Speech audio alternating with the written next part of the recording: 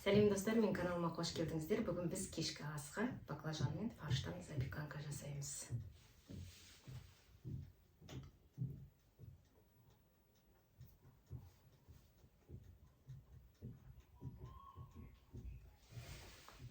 Видеоны соңына дейін көріңіздер, бірге жасап үйренейік.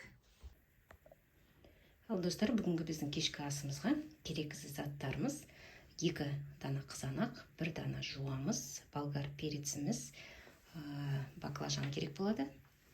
3-4 штук болса жетіп қалады. Және жарты килограмм фаршымыз қажет болады.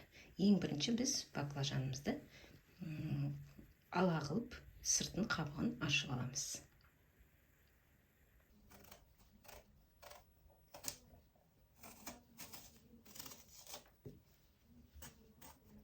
Баклажанымызды осылай қабығын бәрін ашмаймыз. Ала қылып осылай ашып аламыз барлық баклажанымызды.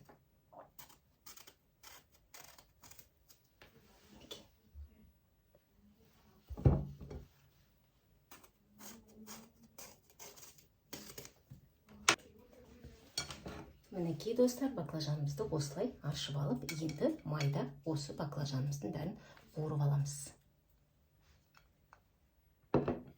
Майымызды құямыз.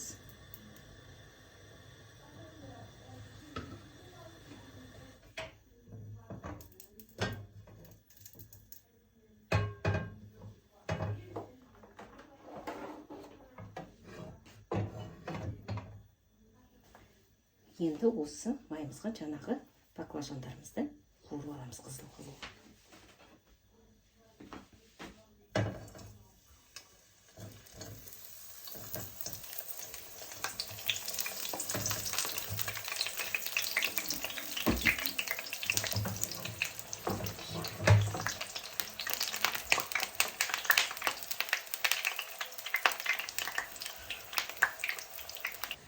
Ал достар, біздің баклажанымыз қызып қуырылғанша біз фаршымызды дайындап алайық. Ол үшін бізге жуамызды майдалап турап алу керекпіз.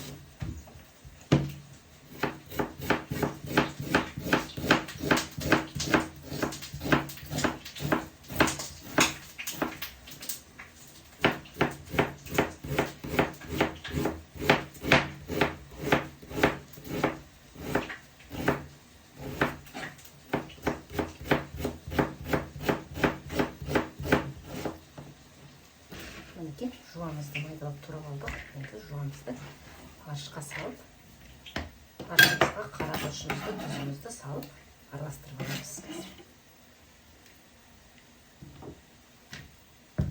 Мінекей тұзымызға 1 чай қасық, фаршымызға тұзымыз саламыз 1 чай қасық, және қара бұрыштан қатты көп керек емес, азғантай болса болады. Салып, осыны жақсылап араластырып аламыз.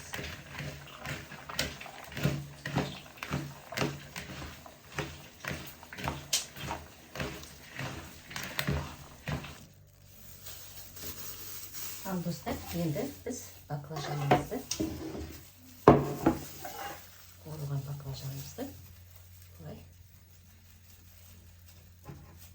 до конца кеспейміз.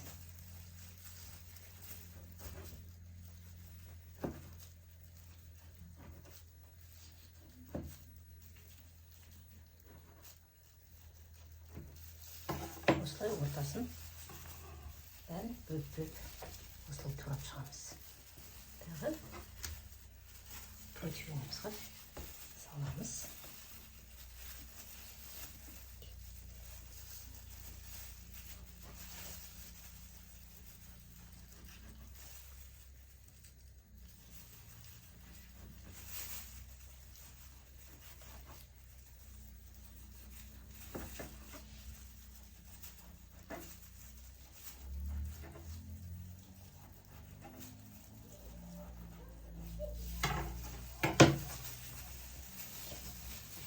Осылай до конца кеспей, осылай слоенка турап аламыз.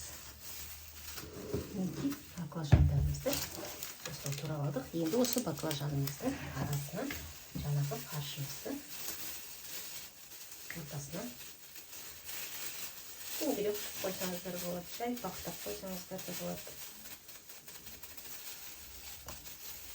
Қатты үлкен болып кетпесізге просто осылардың ортасына фарштарымызды осылай бәрін қойып шығамыз.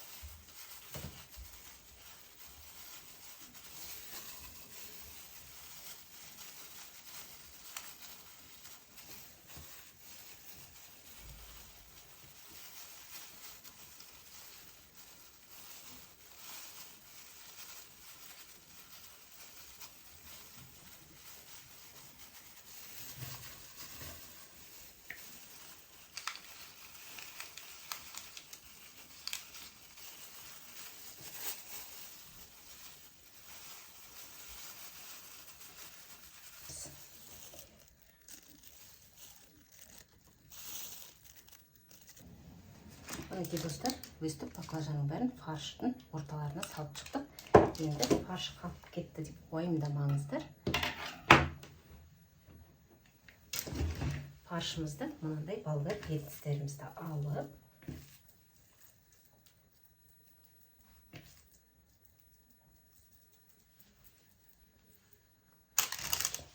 орталарына салып,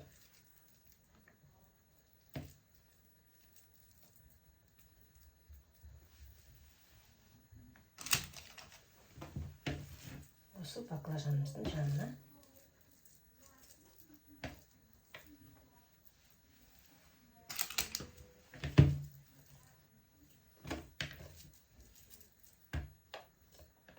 салып жайғастырып шығамыз. Міне баклажан фаршымызды салып, қалған фаршымызға, перецімізге салып тастадық. Енді осының бетіне қызанақтарымызбен перецтерімізді үлкен-үлкен кусокты турап саламыз. Мінекей достар, осылай бәрін салып шықтық. Перецімізді турап, қызанағымызды турап, енді бізге бір ас қасық томатымыз қажет болады. Және осыған бір чай қасық тұзымызды саламыз. 150 грамм суымызды құямыз. Және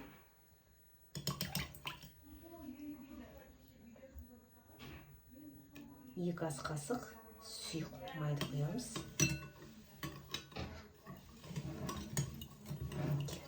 Жақсылап тұрып араластырып алып, жаңағы фаршированный баклажанымыз бен перціміздің үстіне құйып шығайық.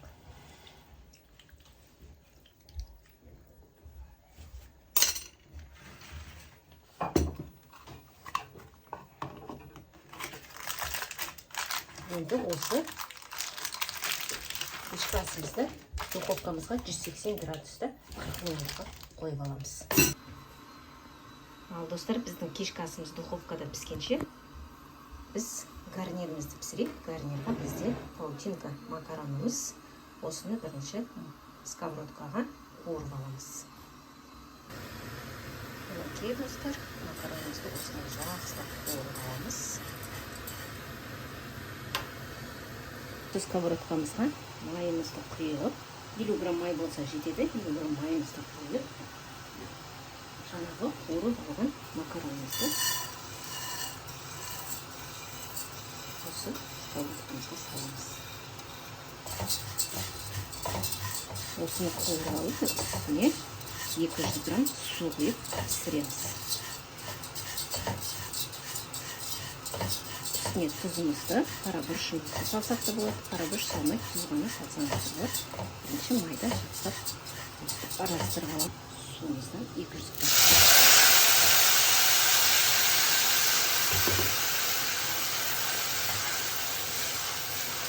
Көп судың қажеті жоқ, көп су құйсаңыздар макарондарымыз қаша болып кетеді десек те болады. Сол үшін азғантай су құямыз, бұл тез піседі. Үстіне енді тұзымызды салып, қақпағын жауып, піскенше күтеміз. күтеміз. Ал достар, біздің кешкі асымыз дайын болды. Енді осы кешкі асымыздың дәмін көрейік.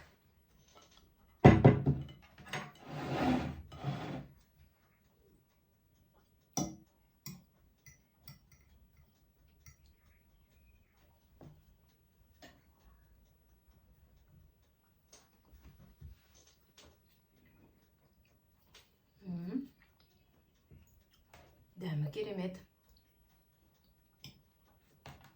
Гарнирға біз бүгін макаронымыз, яғни паутина вермишеліміз көрсеттім қалай жасалып, тоже қатты қиын емес, оңай.